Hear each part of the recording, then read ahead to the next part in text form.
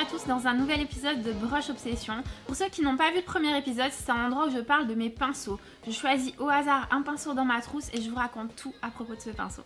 Du coup, j'agite ma petite jarre magique et j'en extrais un numéro. Je crois que c'est le numéro 13. Alors, numéro 13 dans ma trousse. 1, 2, 3, 4, 5, 6, 7, 8, 9, 10, 11... 12, 13. Alors, le 13, en fait, c'est ce pinceau qui est un de mes plus vieux pinceaux dans cette trousse. C'est un pinceau qui vient de la boutique Paris-Berlin. C'est une boutique qui est réservée aux maquilleurs professionnels et qui se trouve à Paris. Et en fait, j'ai dû la voir il y a 10 ans. Quand je suis arrivée à Paris, ça fait partie des premiers pinceaux que j'ai achetés. À la base, je pense que c'est un pinceau poudre. Il est en poil naturel, je pense que c'est de la chèvre. Mais moi, je m'en sers tout le temps pour faire un blush. Pourquoi j'aime ce pinceau pour blusher? Parce qu'en fait, pour moi, il a la largeur idéale en fait pour vraiment cibler les zones de blush au niveau du visage. C'est-à-dire qu'il n'est pas trop large, il n'est pas trop petit, bien sûr. Et il a aussi la flexibilité idéale. Moi, quand je blush, j'aime bien avoir quand même un peu de ressenti et pas trop de mollesse, entre guillemets, dans le pinceau. Donc voilà, j'aime bien sentir vraiment les volumes du visage à travers mon pinceau. Du coup, je vais vous montrer tout de suite sur moi pourquoi je l'adore. Et du coup, je vais aller piquer un petit blush quelque part. Je vous ai trouvé ce petit blush de chez NARS, il s'appelle Love. Et du coup, on va l'essayer tout de suite avec ce pinceau qui n'a plus de nom. En fait, tout est effacé. Petite parenthèse pour sa description physique. Il est quand même bien cabossé. On sent qu'il a vécu. Donc, il a vraiment tout l'avant du manche qui est en métal, qui est vraiment cabossé. Et en fait, à la fin, il y a toute la peinture qui est partie. Et je me souviens très bien quand c'est arrivé. En fait, j'avais un pot dans lequel je range en fait les pinceaux que j'utilise au fur et à mesure du shooting. Et j'avais mis de coton avec du dissolvant dans ce pot.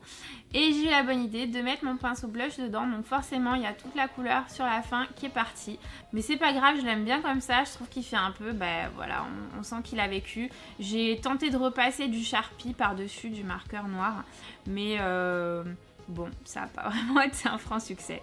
Pour la petite info, j'avais tourné un épisode avec Marie et j'avais utilisé ce pinceau et je sais qu'elle avait flashé dessus, donc du coup j'étais retournée à la boutique Paris-Berlin pour pouvoir lui en acheter un et lui offrir.